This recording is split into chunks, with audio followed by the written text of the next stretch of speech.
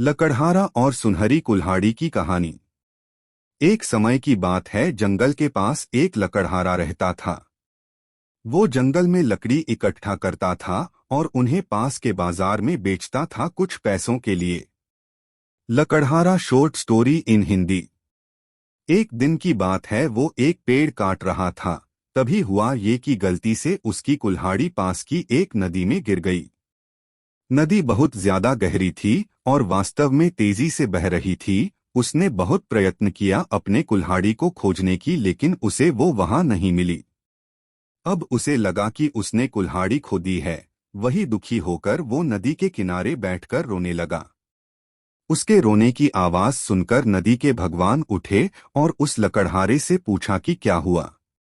लकड़हारा ने उन्हें अपनी दुखद कहानी बताई।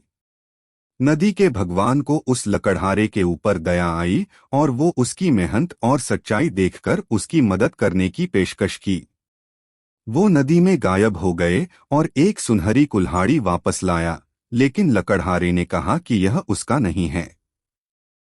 वो फिर से गायब हो गए और अब की बार उन्होंने चांदी की कुल्हाड़ी लेकर वापस आए, लेकिन इस बार भी लकड़हारे ने कहा कि ये कुल्हाड़ी उसका भी नहीं है।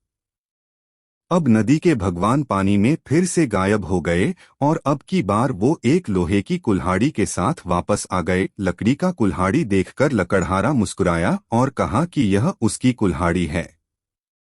नदी के भगवान ने लकड़हारे की ईमानदारी से प्रभावित होकर उसे सोने और चांदी की दोनों कुल्हाड़ियों से भेंट किया। सीख।